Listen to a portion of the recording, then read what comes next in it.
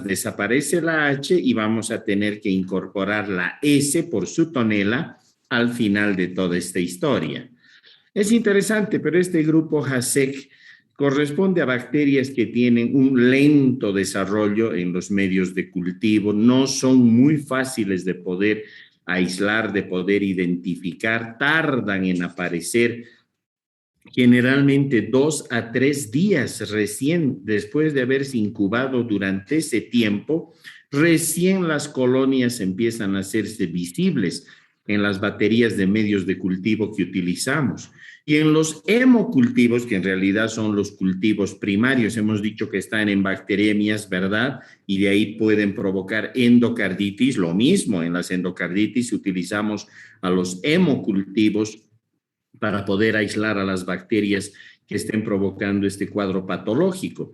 En los hemocultivos pueden tardar de 2 a 5 días y a veces, dependiendo de la carga de microorganismos, si es muy baja, hasta 2 semanas para que los hemocultivos finalmente se positivicen y a partir de esto recién salimos a los medios de cultivo en caja Petri, donde todavía van a tardar, como ustedes están viendo, de 2 a 3 días para finalmente obtener las colonias. ¿Necesitan el anhídrido carbónico? Sí, es un requerimiento básico para este tipo de bacterias y es porque necesitan desmontar a partir del anhídrido carbónico el carbono, que les va a servir precisamente para facilitar sus procesos metabólicos. Está claro que los medios base para poder lograr el aislamiento de estas bacterias giran alrededor del agar sangre, pero con sangre de cordero. No sirve la sangre humana y ustedes ya me han escuchado decir esto en otras charlas donde cada vez estamos en una cruzada en la que nos tienen ustedes también que ayudar cuando ya entren a sus prácticas hospitalarias, cuando ya pasen por las rotaciones hospitalarias, en los laboratorios ustedes tienen que insistir tanto en las visitas médicas, etcétera, para que los laboratorios utilicen sangre de cordero, no la sangre humana, porque si usamos la sangre humana en este caso, no obtenemos el desarrollo de estas bacterias.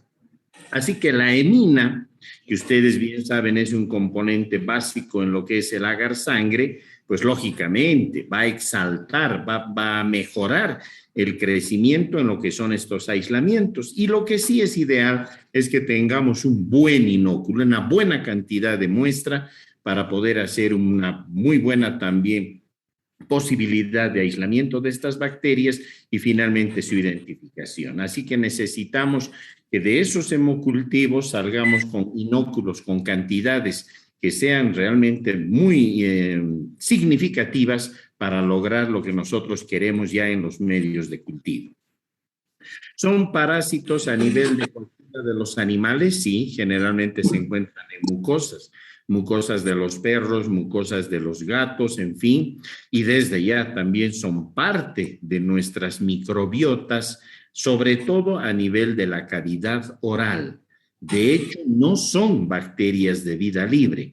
Algunas de estas que están emparentadas con el grupo HASEC, donde se encuentra el Chromobacterium violaceum, que no va a ser motivo de nuestro estudio ahora. Esa, por ejemplo, excepto esta bacteria que sí es de vida libre, después normalmente estas bacterias del paquete ASEC se encuentran como una parte importantísima de la microbiota de nuestra cavidad oral.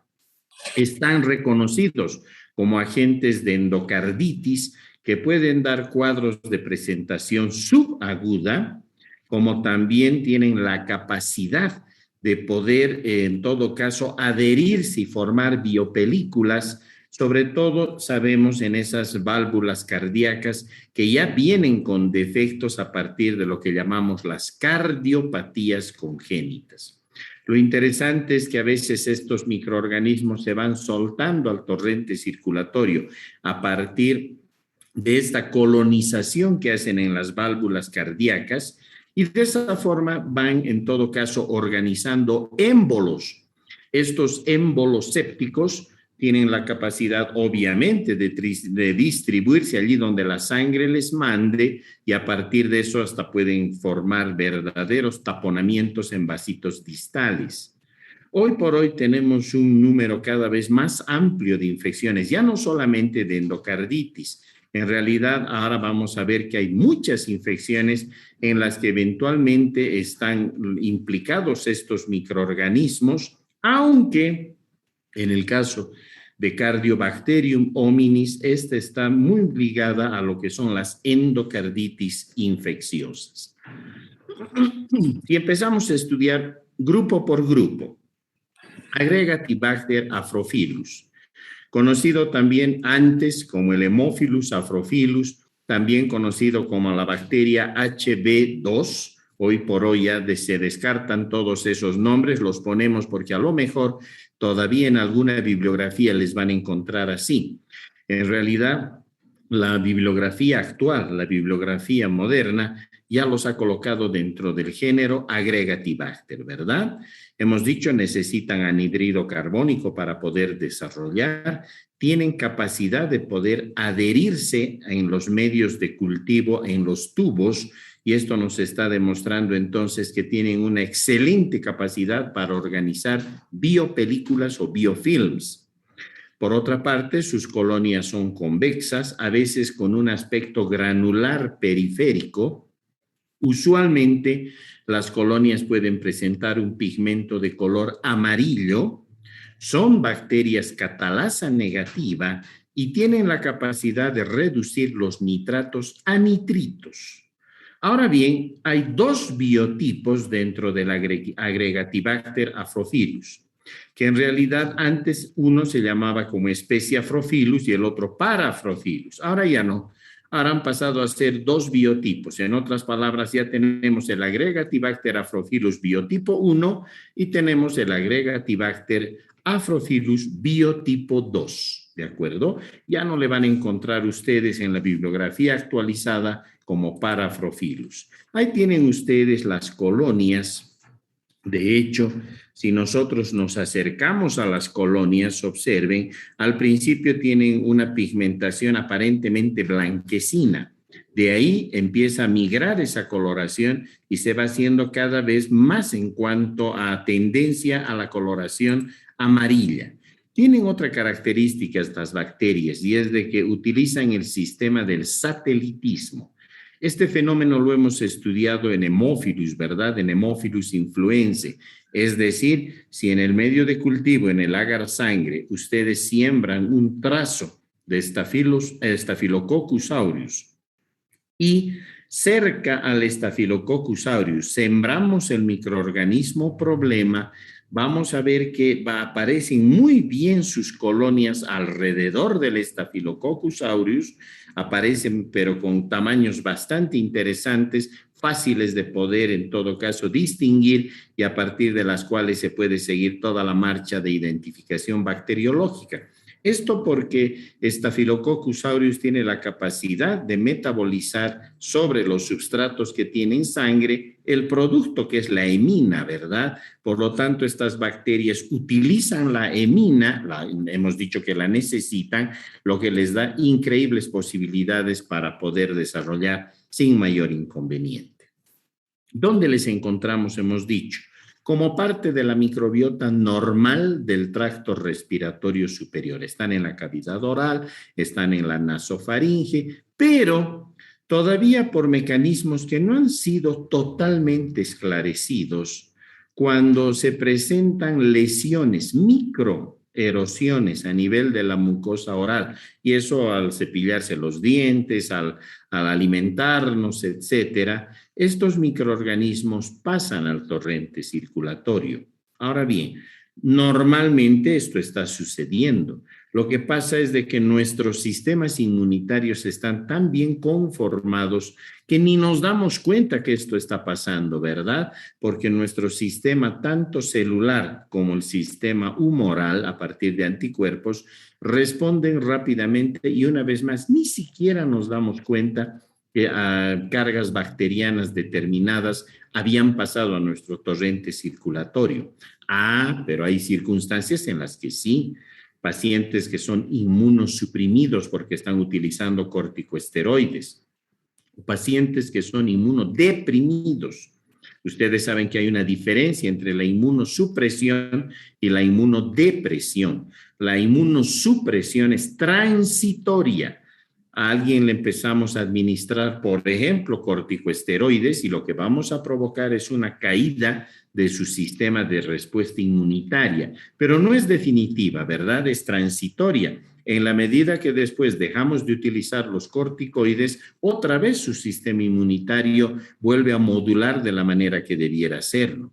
Pero qué diferente es cuando ya hay una caída ya no transitoria, sino definitiva, las más de las veces irreversible en el sistema inmunitario. Y ustedes tienen muchos ejemplos de procesos físicos, procesos químicos y aún biológicos que pueden provocar en todo caso la caída definitiva del sistema inmunitario. Por ejemplo, algo que es clásico, el síndrome de inmunodeficiencia adquirida, ¿verdad?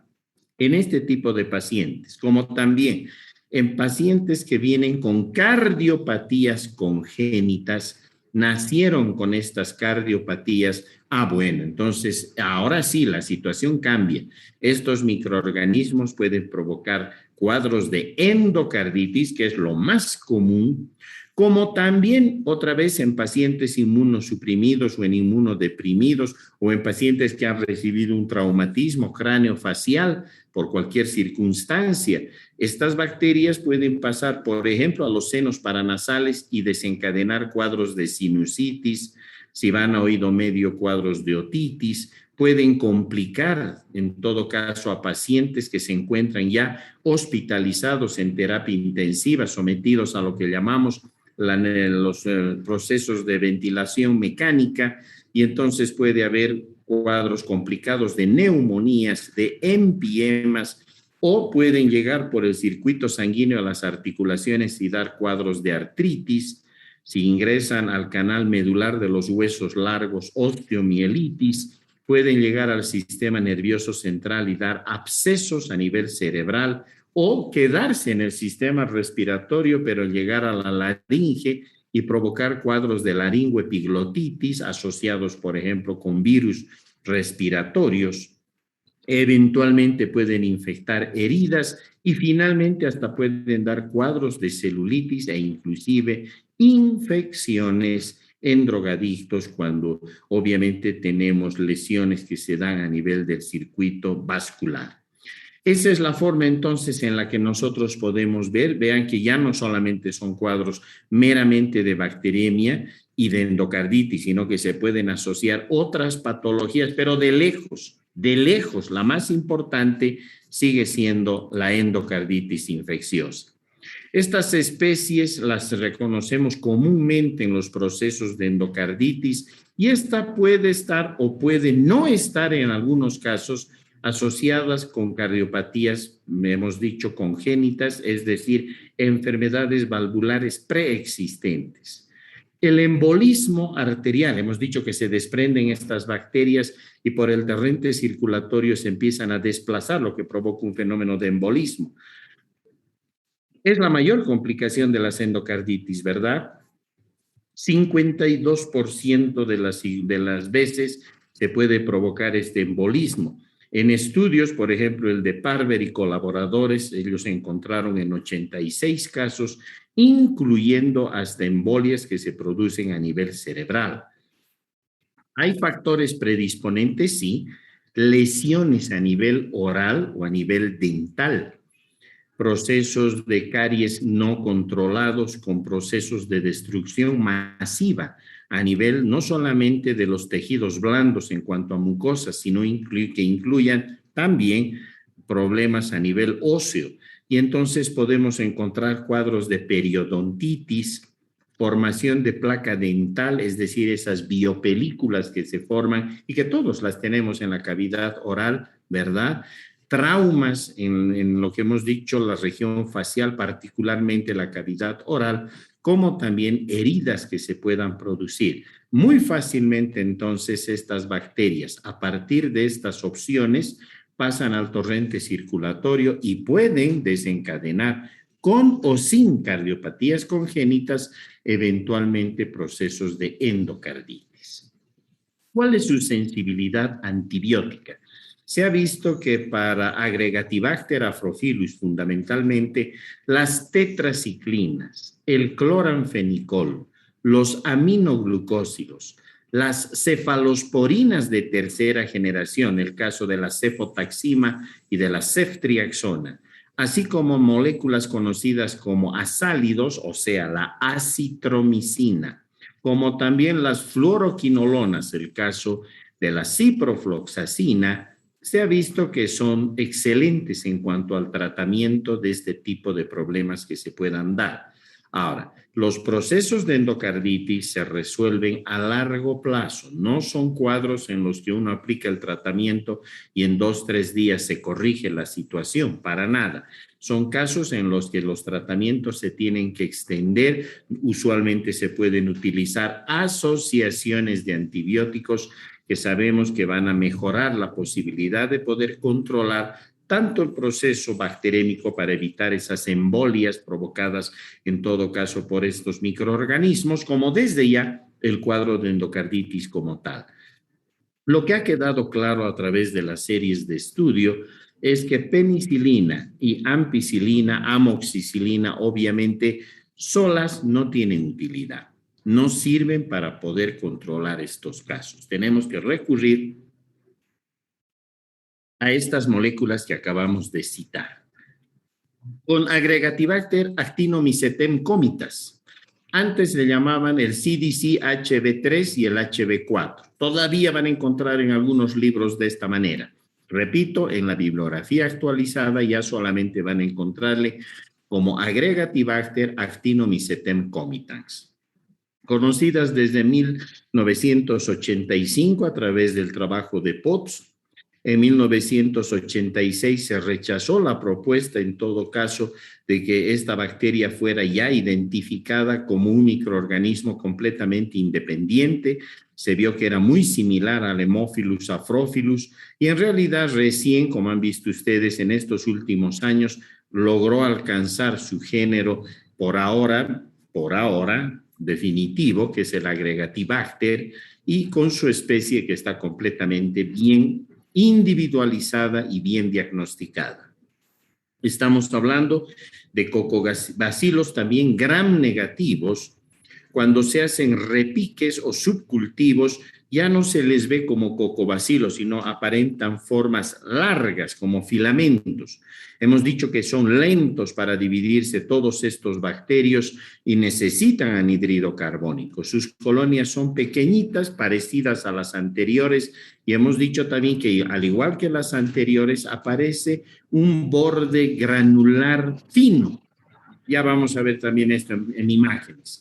En 5 a 7 días de incubación pueden desarrollar zonas densas en el centro de la colonia, lo que le da un aspecto de estrellas. Parecen colonias que si uno las mira con una lupa, aparentan ser, en cuanto a la superficie de la colonia, una especie de estrella, pero esto después de 5 a 7 días de incubación. Igual son expertas para desarrollar biopelículas o biofilms con los cuales se adhieren a los tubos de ensayo en los medios líquidos, ni qué decir en lo que corresponde a las válvulas cardíacas, ¿verdad? O a otros niveles. Son oxidasa negativa, catalasa positiva o NPG negativa y no usan ni lactosa ni sacarosa. Es decir, estos últimos detalles no los tomen muy en cuenta, esto lo dejaremos para las bacteriólogas, para los bacteriólogos. Siempre lo he dicho, ojalá de ustedes surgiera una nueva generación de microbiólogas, de microbiólogos, quienes sí tienen la obligación de saber esto último. En general nos quedamos con la idea de que estamos hablando de cocobacilos o bacilos gram negativos, lentos para dividirse y que tienen la capacidad de poder organizar muy bien biopelículas y que utilizan o necesitan el CO2. ¿Listo? Ahí están las colonias de Agregatibacter actinomycetem comitans Como también acá vamos a poder ver lo que correspondería a las imágenes de estos microorganismos, que son cocobacilares. Acá las están viendo como si fuesen gram positivas, pero no es por la tinción de gram. Acá se ha utilizado un método que es el método del Giemsa. Con ese método se ha teñido para poder hacer una mejor observación y evidentemente vemos una especie de cocobacilos, ¿verdad? Hasta parecerían en cadenas, de hecho de esa forma se presentan. Por eso es que si dejamos pasar el tiempo, 5, 6, 7 días en las cajas Petri, volvemos a hacer el frotis y volvemos a colorear, ya no vamos a ver esto, vamos a ver una especie de filamentos alargados obviamente, que responden siempre como gram negativos. Una vez más, aquí están viendo con la tinción de Giemsa, que es solamente para resaltar mejor esas imágenes. ¿Qué enfermedades puede dar el Agregatibacter actinomycetem comitas? Se asocia con Actinomyces israeli para dar abscesos, sobre todo a nivel de la cavidad oral y en lo que es la región nasofaringea. ¿Puede dar endocarditis? Claro que sí. De hecho, todo este paquete hemos dicho que provoca endocarditis. Pregunta además de parcial, no solo de este parcial de microbiología. Esto les van a preguntar cuando den los exámenes a la residencia médica, que citen o identifiquen a las bacterias que dan clásicamente endocarditis, y ahí entre ellas van a encontrar a estas de las que estamos hablando y obviamente las van a tener que identificar y de esa manera responder. Se asocian con enfermedad cardiovascular subyacente, una cardiopatía congénita, o a veces en pacientes en los que se ha tenido la necesidad de poder instalar válvulas o prótesis valvulares a nivel cardíaco. Pueden muy fácilmente, a partir de la cavidad oral, pasan al circuito sanguíneo, llegan hasta estas prótesis valvulares a nivel cardíaco y las colonizan y arman todo lo que hemos dicho para la anterior bacteria. No es lo único, hemos dicho que pueden dar hoy por hoy otras infecciones, abscesos cerebrales, cuadros celulíticos, abscesos subcutáneos, abscesos tiroideos, cuadros de osteo. Es decir, se dan cuenta allí donde les lleve el circuito sanguíneo, ¿verdad? Allá donde les lleve tienen la capacidad de poder desencadenar patología, pasando hasta por úlceras a nivel de la córnea y desde allá hasta infecciones de corte urinario. Puerta de entrada, cavidad oral. En algunos casos, lesiones a nivel de la piel, toracotomías en las cirugías donde se tiene que ingresar a tórax y que además puede dar la posibilidad de que se den las infecciones secundarias a estos procesos y finalmente instrumentación urinaria, el colocar en este caso catéteres urinarios y en algunas circunstancias estas bacterias pueden desencadenar enfermedades. Para las endocarditis, 93% de la patología está representada en lo que corresponde a esta bacteria hacia las endocarditis. Es la bacteria más frecuente, además del paquete HASEC, es HASEC, ahora decimos ya solo ASEX, ¿verdad? En lo que es endocarditis infecciosa. En la mayor parte de los casos se necesitó hasta 5 días de incubación para que los pacientes empiecen a presentar signos y síntomas.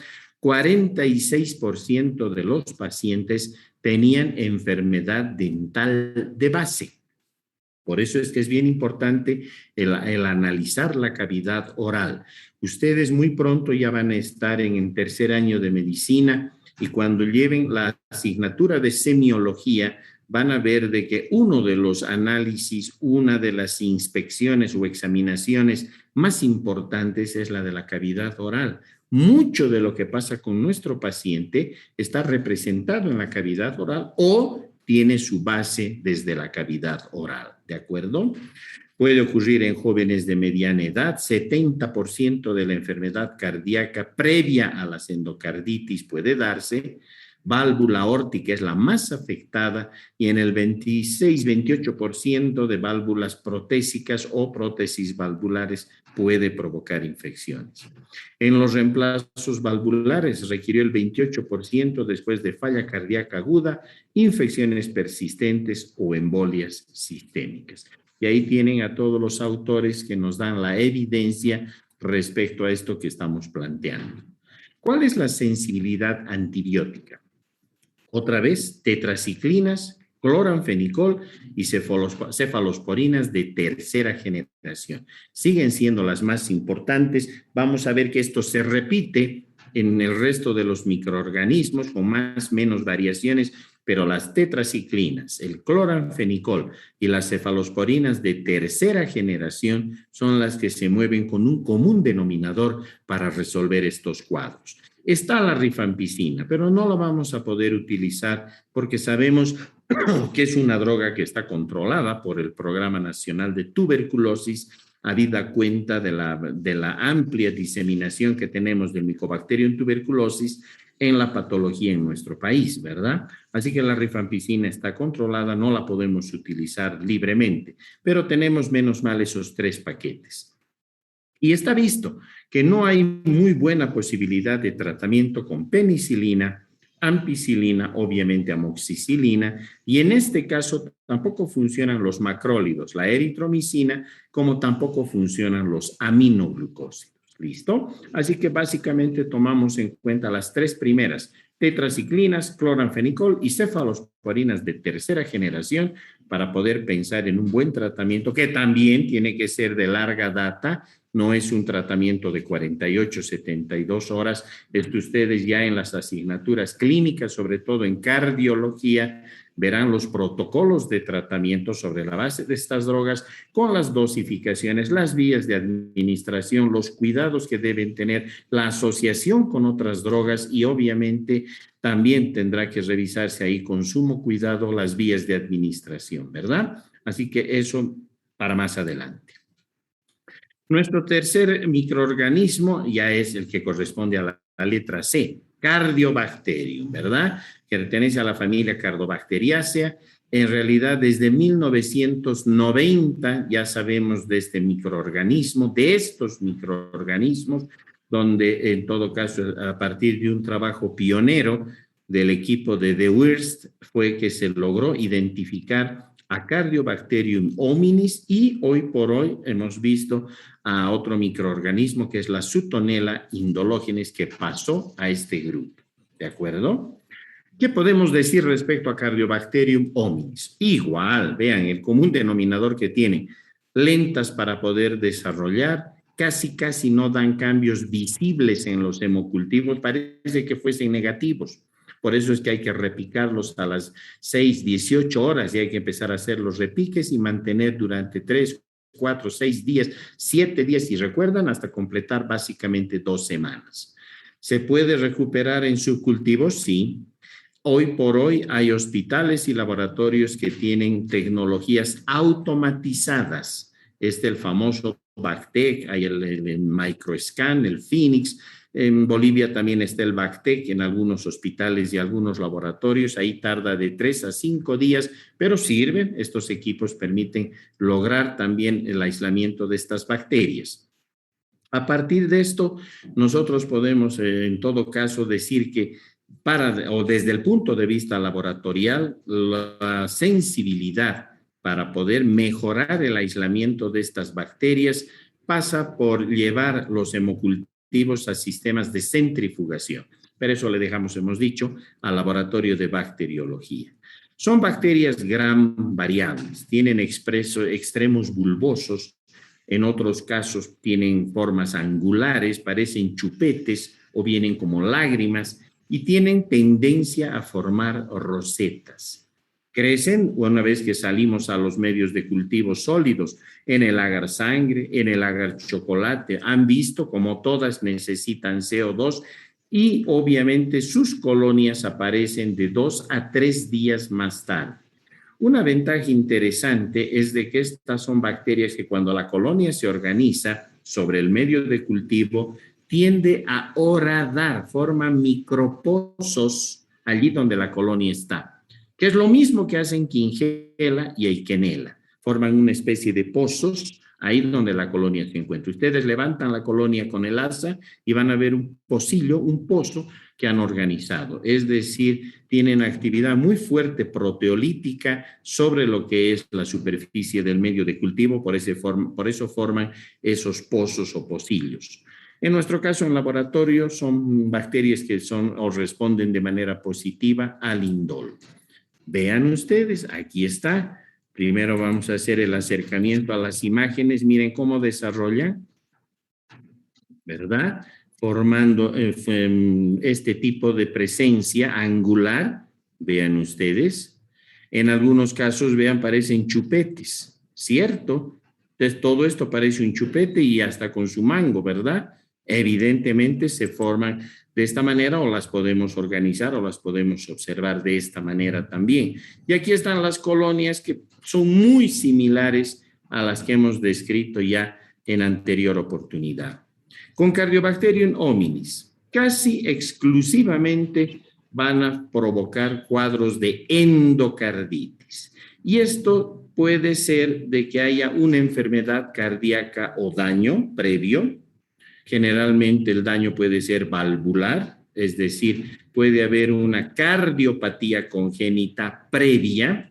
Por lo tanto, en pacientes que ya son portadores de cardiopatías congénitas, siempre se los debe someter a revisiones continuas, evitando y buscando de que esto suceda en relación a poder buscar un diagnóstico rápido. En prótesis valvulares, en pacientes en los que se ha hecho cambio de válvulas a nivel cardíaco, inclusive a veces en pacientes que no tienen evidencia de enfermedad cardíaca previa. Lo interesante es que para que se desencadenen estas endocarditis, generalmente hay otro común denominador, la manipulación a nivel dental. Ha habido trabajos a nivel dental, extracción de piezas dentarias, ha habido trauma a nivel de la cavidad oral con pérdida de piezas dentarias, etcétera. Las bacterias, hemos dicho, están en la cavidad oral, por lo tanto pueden pasar fácilmente al torrente circulatorio. Y su hábitat, obviamente, por excelencia, es todo esto, ¿verdad? Cavidad oral, nasofaringe, la parte superior de la faringe, es decir, el tracto respiratorio superior. En las endocarditis, una vez que Cardiobacterium hominis dispara estas enfermedades, hay complicaciones, ¿verdad? Y estas son las que nos asustan, nos preocupan, porque puede haber complicaciones en las cuales hay embolias, émbolos sépticos, ¿recuerdan? Se desprenden también estas bacterias a partir de las vegetaciones que organizan en las válvulas cardíacas y de esa manera estos émbolos pueden llegar allá donde los lleve el circuito sanguíneo y ese es el peligro. Pueden provocar cuadros de aneurisma. Los aneurismas mal llamados micóticos. Algún día se modificará esta situación porque cuando uno pone micótico da la ilusión de que estamos hablando de hongos, ¿verdad? No, en realidad son aneurismas en todo caso infecciosos porque están causados por bacterias. ¿Qué es un aneurisma? No es nada más que la saculación que se va a dar en las paredes de una arteria mayor, generalmente en la aorta, el equivalente a las varices que se dan en las venas, en las arterias conocemos como aneurismas. Y puede haber, obviamente, una falla cardíaca congestiva, una pancarditis, ¿verdad? Una carditis total, que en este caso provoca la muerte de los pacientes. Cardiobacterium hominis junto a Cardiobacterium bifermentans se les ha encontrado en abscesos abdominales, obviamente a veces con pacientes que tienen patologías de base como ser la diabetes. Hay reportes de pericarditis, como están viendo ustedes en las pantallas. Hay reportes de peritonitis, donde este microorganismo también ha estado presente y provocando este cuadro patológico. ¿Qué decimos del otro microorganismo? La S que iba al final, Sutonella indológenes. En realidad se ha visto de que se asocia a endocarditis. Y si bien empezó con un caso, hoy por hoy ya no es así. Se ha venido encontrando más casos, no es frecuente, esto ya es mucho más raro. Lo frecuente es Cardiobacterium. La rareza que hace la excepción a la regla es Sutonella, ¿de acuerdo? Puede provocar infecciones oculares, úlceras en córnea, y esto ha habido la suficiente evidencia que ustedes están viendo con trabajos que vienen desde la década de los 70, ahora sí decimos del siglo pasado, de la década de los 80 y finalmente de esta década, donde no solamente Sutonella se asocia a endocarditis, sino fundamentalmente a úlceras a nivel de la córnea. Aquí está Sutonella, ustedes van a ver con este acercamiento, bacilos, ¿verdad? Cocobacilos gram negativos, es decir, todo similar a lo que hemos venido planteando, excepto por algunas imágenes como hemos visto anteriormente. Y aquí las colonias, me interesa que las veamos con un aumento. Aquí está. Recuerdan que dijimos, son colonias redondeadas, convexas, que alrededor de ellas pueden tener este granulado fino. Aquí está. Esto es lo característico, no solo para su tonela. Han visto que esto prácticamente se repite en todos los microorganismos que estamos estudiando ahora, ¿cierto? Muy bien. ¿Qué hacemos con el tratamiento para cardiobacterio? Se ha visto que hay una buena sensibilidad, acá sí, penicilina, ampicilina, amoxicilina, cefalosporinas de primera generación, cuál es el caso de la cefalotina, los aminoglucósidos, y otra vez se repiten cloranfenicol y tetraciclinas. En cambio, se ha visto que hay resistencia marcada a la vancomicina, a la eritromicina, o sea, macrólidos, y a la clindamicina, o sea, de la familia de las lincosaminas o lincosamidas, ¿de acuerdo?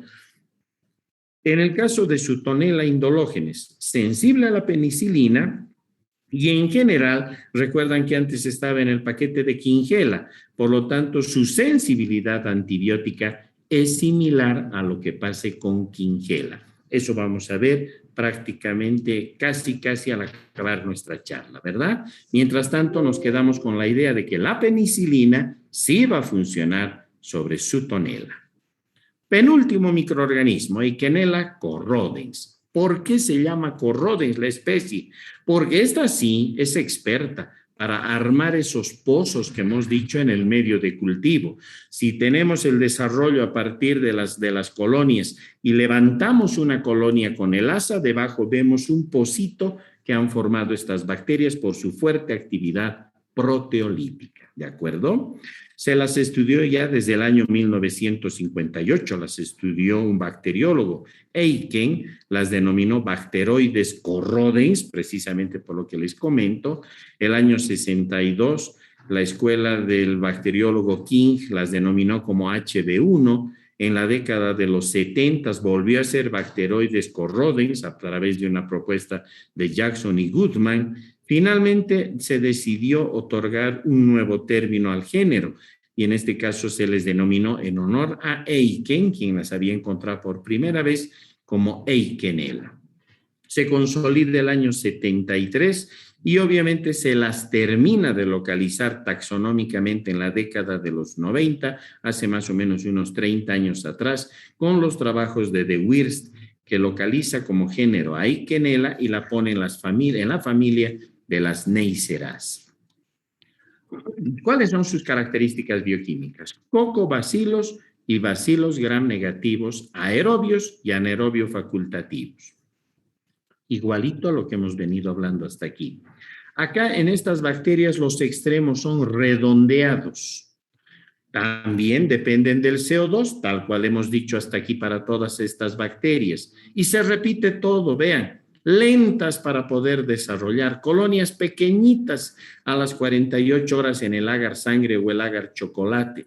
Ahora, se ha visto que no todas las cepas llegan a formar esos pozos, o sea, corroer el agar. Sin embargo, este es un carácter, nos ponen el 50%, depende de los trabajos buscados. Básicamente, lo que uno más encuentra es esto, que sí son capaces de producir, en todo caso, esos pozos en el agar.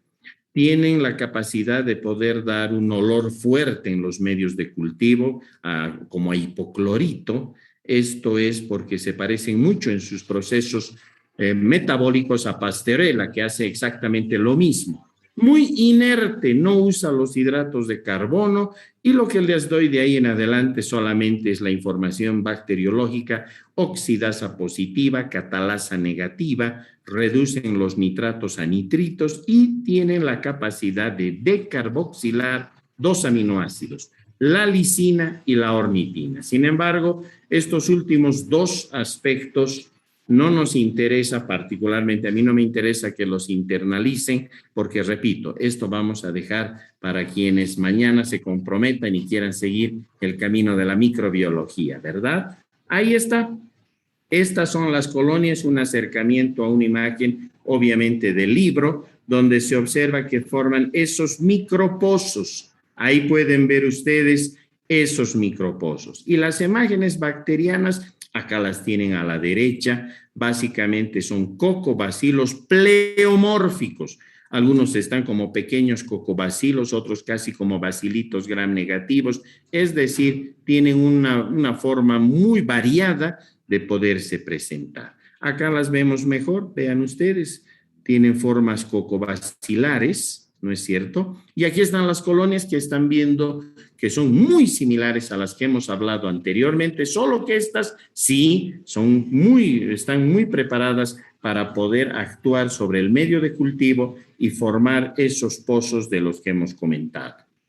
Eikenella tiene como hábitat las mucosas y en todo caso, como las anteriores bacterias, y en las infecciones que puede dar, generalmente las presenta de carácter monomicrobiano, o sea, solo Eikenella corrodens, o a veces se asocia con otros microorganismos. ¿Qué puede dar? Artritis, empiema pleural o derrame pleural, desde ya cuadros de endocarditis, osteomielitis, meningitis, cuadros neumónicos. Se dan cuenta otra vez allá donde les mande el circuito sanguíneo, ¿verdad? Allí donde les envíe el riego sanguíneo, porque como hacen fases bacterémicas, fácilmente entonces allí donde lleguen, estas bacterias pueden empezar a desencadenar patología. ¿Cuál es su sensibilidad a los antibióticos? Se repite otra vez, vean, sensibles a las tetraciclinas, cloranfenicol, cefoxitina y cefuroxima, o sea, cefalosporinas de segunda generación, ni qué decir las de tercera generación, que también nos servían en otros casos anteriores. Esta vez también sirve el imipenem, que es en todo caso un carbapenémico, la piperacilina y también sirven las quinolonas, las fluoroquinolonas. Variable, dependerá de lo que se obtenga y de qué ha pasado con estas bacterias en relación a las cefalosporinas de primera generación, la eritromicina, los aminoglucósidos, eventualmente penicilina, ampicilina, generalmente hay sensibilidad, pero depende de la cepa, y la rifampicina que no la vamos a utilizar. Con lo que si hay resistencia a las lincosamidas, o sea, clindamicina, lincomicina, y las llamadas isosaxolil penicilinas que estamos hablando del linezolid y la meticilina, derivados de la meticilina, donde estarían la oxacilina y la cloxacilina fundamentalmente. En otras palabras, como siempre, vean ustedes, estas tres primeras siguen sirviendo de punto común: tetraciclinas, cloranfenicol y cefalosporinas de tercera generación. El último grupo ya prácticamente es Quingela. Quingela Quingué, en honor a la doctora King, una microbióloga que además las estudió, las sacó, llamaremos de la oscuridad, las descubrió y obviamente no solo ello, sino que logró documentar perfectamente lo que pasaba con estos microorganismos. En honor a la doctora King, se organiza el género Quingela con su especie Quingué. Es un patógeno emergente que ya apareció en la década de los 90, aunque reportes de las endocarditis y todo lo que sabemos vienen de más atrás, o sea que es probable que años atrás, por detrás de la década de los 90, ya Quingela haya estado dando problemas, ¿verdad? Hay cada vez más las publicaciones en Europa, en la región americana, Australia, el Oriente Medio, donde cada vez más se está aislando a Quingela Quingé. Responden a la optimización de los métodos microbiológicos, es decir, no es que no estaba, lo que pasa es que no les sabíamos buscar. Lo que pasa es que nuestra tecnología de laboratorio en todos los países era todavía una tecnología muy precaria, no alcanzaba para poder llegar hasta Quingela Quingué. Como en estos años se ha ido modernizando la tecnología de nuestros laboratorios y además, obviamente, hemos ido estudiando más el comportamiento de esta bacteria, ahora sí, ¿verdad? Sabemos que son bacilos gram negativos, son más grandes, pueden estar en paquetes, pueden estar en cadenas cortas. Sus colonias, como todo lo que hemos hablado, son pequeñas, utilizan una capacidad innata de estos microorganismos para poder optimizar lo que es el uso de la sangre de carnero o de cordero, provocan zonas de hemólisis que puede ser variable, puede darse o no darse, pero se puede presentar en algunos casos, con lo cual nos ayuda al diagnóstico. Pueden formar pozos en el agar. No sirven mucho las pruebas de identificación clásicas porque el TSI, etcétera, no van a funcionar. Sabemos que utilizan o fermentan la glucosa, la oxidasa es positiva y su catalasa es negativa. Estos últimos detalles son de carácter microbiológico. Vayamos entonces a mirar. Aquí está. Esa es la morfología de Quinhela quingué. Están viendo entonces ustedes cocobacilos gram negativos, bacilos bien estructurados y en algún caso quedan enganchados formando casi una especie de filamentos, pero en todos estos es el mismo microorganismo, es decir, se trata de Quinhela. Y en los medios de cultivo también, como en este caso, vean ustedes, hay una zona de hemólisis, una hemólisis muy tenue, no llega a ser una hemólisis beta completa, generalmente juega, puede darnos fondos alfa-hemolíticos, las más de las veces beta-hemolíticos, pero tenues. Hay que ver con cuidado y obviamente dejar pasar las horas, es decir, 2, 3, 4 días, ¿verdad? Para que estas colonias exhiban todo lo mejor que puedan de su presentación y a partir de ello aseguramos también la posibilidad del diagnóstico. Quinhela quingué tiene un tropismo particular, es decir, tiene la capacidad de que una vez estando en la cavidad oral, pasar al trayecto circulatorio, tiene una apetencia por algunos tejidos, particularmente el tejido cardíaco. Por otra parte, las válvulas cardíacas. Y allí es donde van a provocar los cuadros en general, junto a lo que es tejido cardíaco y válvulas cardíacas, de endocarditis. Otra vez, ¿verdad? La misma patología como común denominador. Pero además tiene otro tropismo que va hacia el tejido óseo y al tejido articular. Por lo tanto, pueden dar infecciones osteoarticulares normalmente precedidas de bacteremias. Es la sangre la que les va a llevar.